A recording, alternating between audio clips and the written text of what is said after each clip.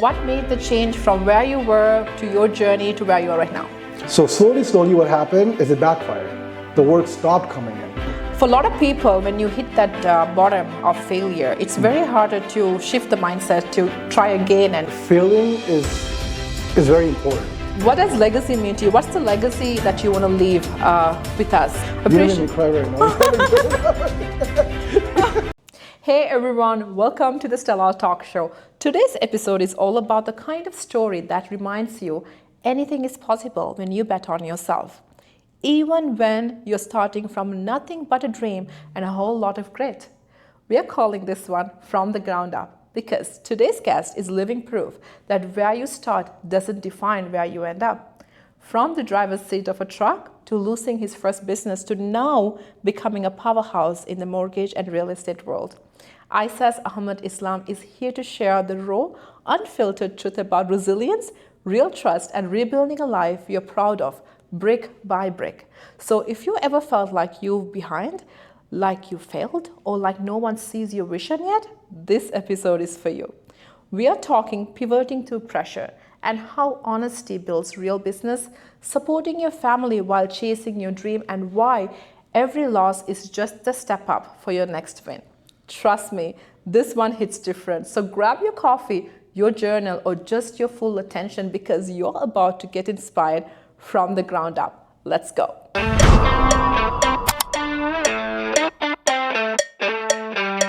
Hi Ayzaz, welcome to the show. Hey Stella, thank you so much for having me. It's a pleasure to have you. It's an honor to be here. Thank you. Yeah. So take us back to where it all started. It's very inspiring to hear, you were a truck driver in the beginning. Yes. And what made the change from where you were to your journey to where you are right now? So it started off actually before even trucking. I was in construction, but I didn't do construction for too long. Okay. It was maybe like 2 years on and off. I did some concrete forming, did some framing work and some painting, and then I got the trucking from there. And how that happened was I was working at a site and some truck driver pulled in, and it was a very tight spot, and I seen him do some weird things back and forth, and I don't know how he was doing it, but he backed up, and I was like, oh my God, this is what I want to do, right? And that's when I got into it, and I started off as a driver. Obviously, it was very tough to get my license in it, originally when I started. When I got it, I started off as a driver. I worked for somebody for about 2 years, 3 years, and then I bought my first truck after that. I became an owner-operator, and I started doing long hauls. I used to go to Alberta and back. Long hours, obviously, because you're always on the road, you barely get to see your family and stuff, right? And from there, my brother wanted to join in as well. So he went and got a truck license, and he hopped on with me. So now we're both doing it. So we're like, okay, let's grow, because if I'm doing it, then we can buy another truck, and we could just do one you, one me, right? And we're on the road all the time together. This is long haul trucking? Long haul trucking, yeah. So Alberta and back. It was within Canada. I didn't touch States too much. Okay. Right? I know everybody wants to travel to States, but I stayed in Canada mostly. So we started doing that, and then it went well for a bit, right? And then we decided to do our own dispatching, and we bought our own trailer. And we're like, okay, let's do our own dispatching, let's do our own invoicing. And the ball started rolling. But what happened is, as you're getting older, you need more manpower, right? And people are trusting you with work. That means they're giving you more work, right? Yes. And if they're giving you more work, you need to be able to accommodate to their demand. And we didn't have the equipment nor the manpower to grow that fast, as fast the work was coming in. So we have 2 trucks and a trailer, right? 2 trailers. And then the workload demanded having 4 or 5 trucks, right? And we weren't financially stable to do that. We'll just go downhill from there, right? So slowly what happened is it backfired. The work stopped coming in. Oh, okay, because you were not able to keep up with the demand, right? The work stopped coming in. And we pushed for almost I'm gonna say good year and a half. This was being in business, right? We tried it. And then eventually my brother is like, listen, this is not working out, and we gotta do our own thing separately from our company, right? I see, okay. So we shut the company down. And he just took 1 truck and I took 1 truck, and we just worked on our own. I still have the truck actually. So we did that for about 10 to 12 years altogether. I see. I was in trucking for about 13 years altogether. And we left it, and that's it. Yeah, that's how I started rolling my wheels. You know what I mean? Yeah, no, that's amazing. Thanks very much for taking the time to share that. So, for a lot of people, when you hit that bottom of failure, it's very harder to shift the mindset to try again and get to that ball rolling and keep aiming for the next and what's next, right? Yeah. So, for you, what was that pivoted moment look like? How were you able to shift your mindset from when that happens to where you are right now? Personally, I think failing is very important. Like I know, like as bad as it sounds, it actually puts you on a next step. You fall, you learn something, and you move forward. You learn something again, you move forward. I think if you're not failing, you're really not trying. You're not putting your efforts into something. 100%. You have to actually fail. Like then you know that you've touched your limit, right? Yeah. So I failed in construction, I believe, right? I learned a lot from it. Like I do my housework on my own. Like I have repairs to do. I do drywalling, whatever the case may be. I could do it all on my own. I don't need to hire anybody or a contractor, right, to pay somebody.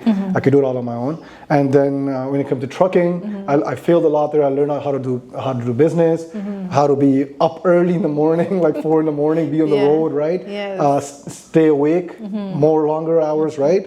Sleep less, all that, and talk to people from all different ethnicities and different regions of Canada, all that. And I wouldn't call that a failure. I would call that maybe it helped me in becoming what I am today or moving forward from now, right? Yeah, that's inspiring mindset. That's really good. So you took the good out of it and you left the rest. 100%. And you move forward with the good. 100%. And that is how it should be for everybody. Yeah, most definitely. So tell me, like when you switched gears from trucking to business ownership and to like what's next, you were initially thinking about real estate. And, yes, I was, yes. And then you said, okay, let's move to mortgage.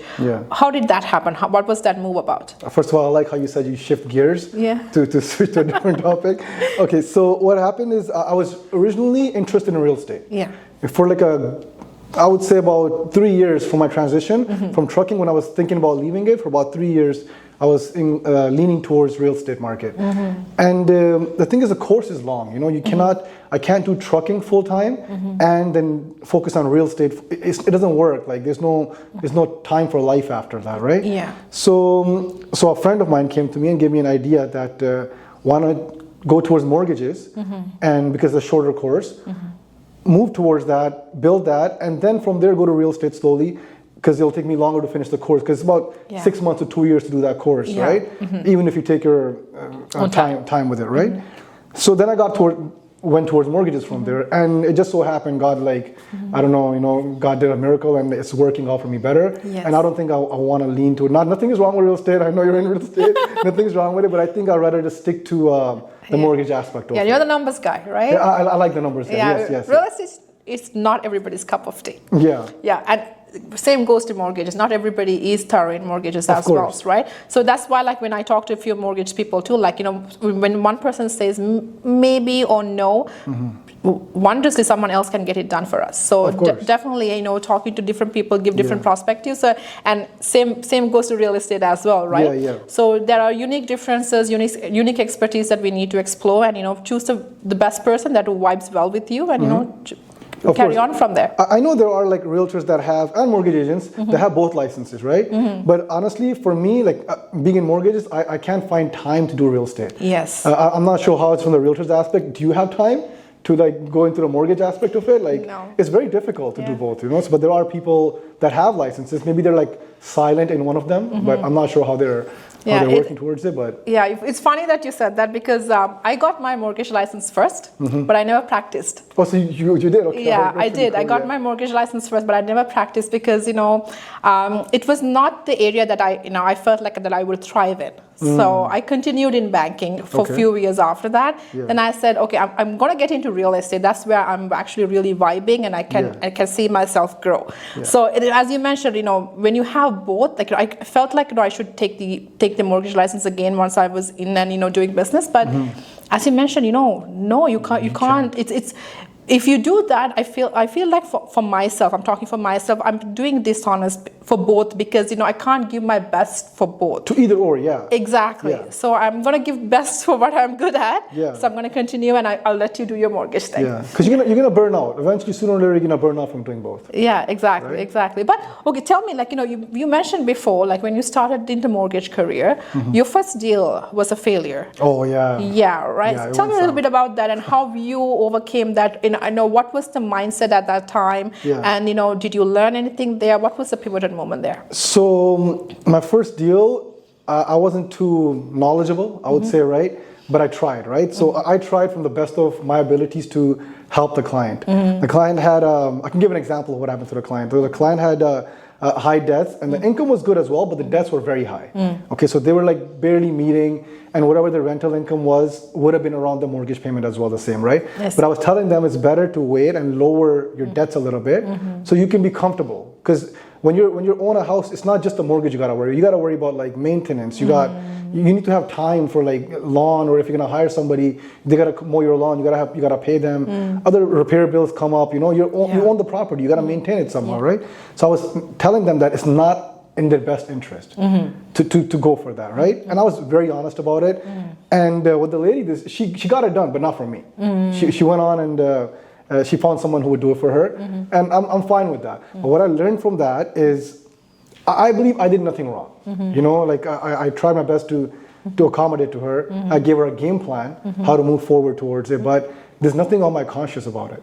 Like if something happens and she, God forbid, like leans towards like a bankruptcy or a consumer proposal, like at least it's not on me that, hey, I made that happen. I ruined their life for the next 4 to 7 years, right? Or with their kids, like, I don't know what's gonna happen. God knows what's gonna happen, right? Yes. But I don't want to be responsible for that. Yeah. No, I hear you. Like, you don't want to be house poor. Exactly. Yeah. When you're getting into a mortgage, right? Yeah. So I think you did your part well, as taking the time to go through the details, because when somebody is shifting from renting to owning, there are other costs apart from the monthly rent or the mortgage, like property taxes, the maintenance if it's a condo, and you need to look at the whole picture and the income and see if that balances out really well. And breaking it down to someone who's intending that pathway is the right thing to do, in my opinion, because then they will be able to understand and grasp what is next for them once the mortgage gets approved. Of course, yeah. So it's the right thing that you did, but whatever suits the client's best, right? Of course, 100%. Yeah. Most I definitely. lost the deal though. Man. I was very happy about it. I'm like, I got my first deal. Let's get But this you going. learned a lot. I learned a lot. Yeah, that's the win, right? I learned a lot, yeah. So you also mentioned to me when you're talking to me about mentorship and why it's important, especially when you're changing gears, getting into a new career. The mentorship being in that circle, the circle of influence, in other words, right? Yeah. Why is that important, and what did that do to you in your career? Honestly, it completely molds you. So like a person who knows what they're doing, and if they're your mentor, I'm sure you've had them too, right? Mine are like Ram and Rabia, like honestly they're God sent, okay? They're amazing, like guiding you through every deal, making sure how to talk to a client, how to structure a deal, what documents to ask for, where to send the deal. The most important is where to send the deal, which lender to choose, right? All that, a new person does not know it. Like, I did not know it. I'm still learning. Like I barely I think I've barely touched the surface of it, right? I'm still learning. I got a lot of learning to do on it. But had somebody not mentored me, I would have probably still been sitting on my first deal, trying to figure out what to do next. And that disheartenment, like the way you feel when you lose a deal, like the first deal I lost, I'm like, oh man, this is not for me. I was better off in trucking. At least I seen something coming in. The results were coming in every day, right? This way, there's someone telling you it's okay. It's part of the game, you're gonna get some, you're gonna lose some. You move forward, Yes. That's the way it is. And mentorship is like, I think it's top. It's very important. No, I agree with you. So, like as you mentioned, I also have my own mentorships that within the brokerage and above. So the mentorships, the coaching that you receive from the very beginning to have that mindset, and also to level up in your career, because there's so many thousands of mortgage agents out there, thousands of realtors out there. How do you outshine, and how can you be not competitive, but come up, level up to be there for your client when they're available? That mindset shift is very important. Very important. Yeah, and to have that mentorship is very important, I would say. Of course, 100%. Yeah, being in that circle, seeing what their day looks like, the routines, the best behaviors they practice, and try to grasp and learn from that is what actually brings brings the best of us, I would say. Yeah, of course. Even the communication, like you have to know how to talk to a client, right? Not just client, like leads that are coming in. You have to have a communication that sets you forth. Like, okay, maybe not now, but in the future it's going to happen. Yes. How to make that transition happen from now till the deal is closed. Maybe it could be a year from now. Yes. 2 years, but you have to be sitting on that lead for a while, right? You have to nurture it. Yes. Right? And how to do that? That comes from mentorship, all of that. Definitely. There's no way I could have done it. Like in trucking, I can barely remember people. Yeah. Right? And in this industry, I remember like, hey, you know what? Oh, remember, I got to contact that person. Make sure you follow up with this person. You know, send an email, quick reply. Send a hi, hello, how are you? You know? That's Happy Eid, Merry Christmas, stuff like that, right? Yeah, those things matters. The human touch matters, especially in an age that we are like so AI thrived. Yeah. The human touch actually definitely makes a difference. Of course, most 100%. definitely. Yeah. So I want to also ask, when you are in that entrepreneur mindset, and a lot of people who are in that space, we always talk about the winning, the goals, the what's next for me. But you also talked about the sacrifices that you made to get yourself to where you are right now and to continue your journey through that success. What sacrifices that you had to make through that journey? Okay. Tell me a little bit about that. You know, why is that important, do you think? So, I think sacrifices need to be made in every career, no matter where if you want to be successful in anything, they come with it. It's part of the package, right? The sacrifices mostly that I have had to make is family time, to be honest with you, right? And okay, if we're talking about hobbies, I don't really have much hobbies. I never really did. I'm just a gym guy, that's it. I work out. You guys should work out too. It's good for you. You look good. You look good. Thank you. I appreciate it. Yeah. So it's mostly family time. Before, when in trucking, I couldn't give that at all. Because when I'm on the road, I was gone for like 1 to 2 weeks at a time. So there was nothing at all, right? Just phone calls, video calls, and that's it. Being in mortgages, at least I have that. Hey, you know what? I can work a certain amount of time, certain hours, and my kids are here, wife's here, family's here, parents are here. I can give them this amount of time, and then go back to what I got to do. Yeah. Right? Nothing replaces that time, honestly. You know what? No matter how much money you make, because once those people are gone out of your life, you're not getting them back. That's true. Right? So it means a lot to me. It gives you the ability to spend the time where it's needed. Where it's needed, exactly. Where the most value is. 100%. Most definitely. And that is your family, right? Yeah. As much as people think it's money, it's really not. It's family. It's family, most definitely. Because end of the day, what we do, the goals of having being successful is, end of the day, is to bring it back to your family. Of course. Because you want to be an outstanding individual for your kids to look up to. Yeah. And also, leave a legacy for your family to be proud of. Yeah, you can't take the money with you. Yeah, exactly. You gotta leave it somewhere. That's true. And they're gonna miss you more than the money. No, that's true. It's not the money, it's the memories that matters. Exactly, the time spent. So what inspires me is I have seen you bring your family, your wife, even right now, your wife, your kids, to wherever you go, even like business meets, seminars and things like that. And events. Why is it important to you, Ayzaz? Do you think that makes a difference? Okay, it's important to me because growing up, I never really had that. Like, I'm not saying that my parents did an amazing job, alhamdulillah, like raising me up, right? But I didn't have the networking with people, a one-on-one, the professionalism, right? The professional setting, I didn't have that.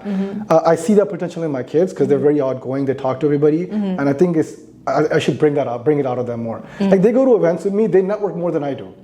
They talk to everybody. They give my business cards out, right? They're more into it than I am, and they push me. Like honestly, the first one I ever took them to, like they were like about 300 realtors there, right? The event, right? And they were the stars of the show, of the whole event. They were with their mic. They were like, "Oh, use my papa for mortgages and stuff like that." And it was an amazing feeling, right, to have that. And I think it was a way people connected with me as well, because they're there. The kids are there. They see. I think people see. Like when somebody brings their kids to a place, they see a family. Yes. Right. So when they're looking at me working with them, they know that I'm looking at a family as well, right? It's not just me I'm worried about. It builds the personal connection much stronger. Exactly, yeah. Yes, oh, that's amazing. And I have seen them, they're wonderful, they're beautiful girls growing up, right? Yeah. Bless. So tell me, like in today's economy that we are in right now, and with the trades and all the interest buzz and everything, from a mortgage industry, Ayzaz, if you're giving a piece of advice to anybody who's a homeowner, an investor, or like a first-time home buyer who's like thinking about stop renting and buying right now, what will be a good piece of advice that you would like to share with them? Okay, I think right now is the perfect time to buy a house. I don't see it getting any better. Actually, I think it might get worse if they don't get into it right now, right? House market is low, house prices are low, interest rates are low right now. They're not the lowest, but they are low, right? And they're obviously, you can always go back and renew in a couple of years or lower your interest rates at a time. But the house price, once it goes up, it's going to go up. And the reason I'm saying it might go up is because RBC already put up their rates a little bit, right, for fixed, right? So if you don't get in now, if people don't get into the market right now, they're gonna miss the boat. Yeah. You know, and then when they miss the boat, they're gonna be like, oh, I wish the house prices were lower. Yes. You know, or the interest rate wasn't that low at that moment, right? Yeah. I think right now is the time to get into the market. That's true. And I think you guys should get in. Yeah. If I could, I would buy a couple of properties right now. Yeah. Okay, yes, I got you. No, I know where to come. No, I was going to say, like, you know, interest rate is a number that fluctuates all the time. You know, I mentioned this in many of my other episodes as well. Like, you know, in 1980s, like interest rate was 20%. Yeah. People still bought. Yes. Nothing stopped because, you know, end of the day, housing is a basic need. Of course.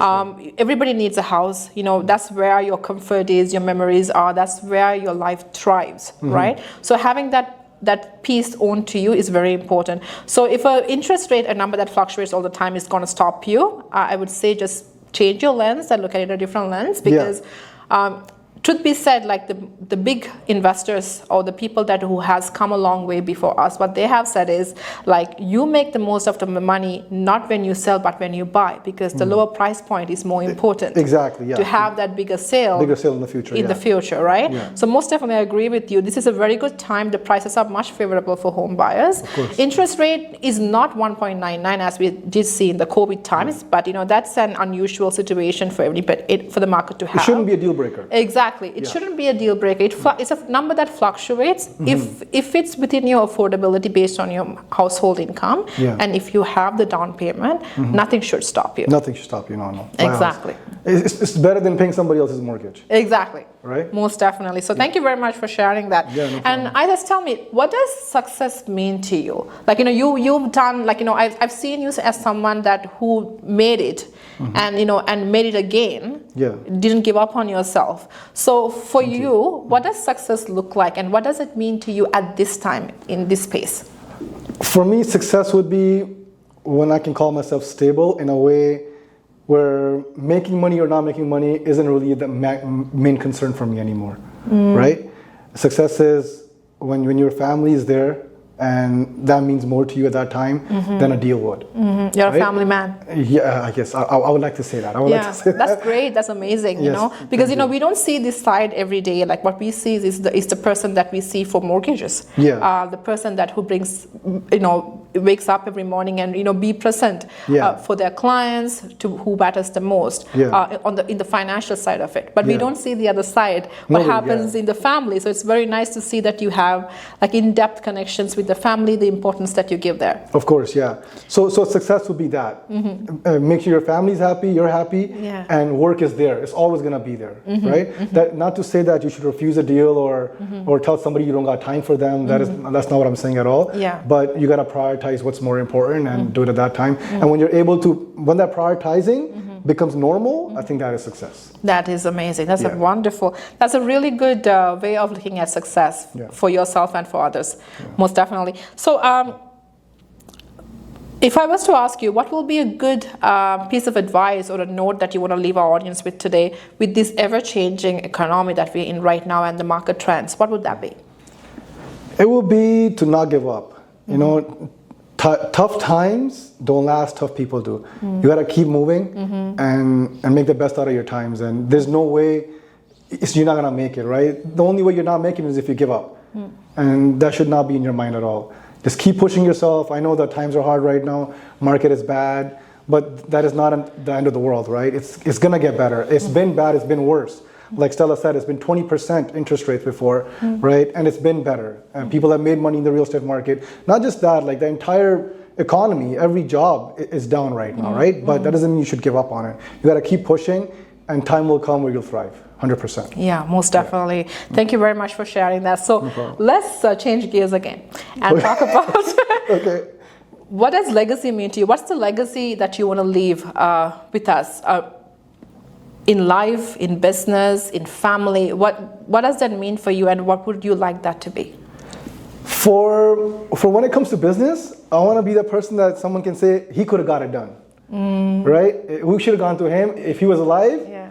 He would have been the guy, you know.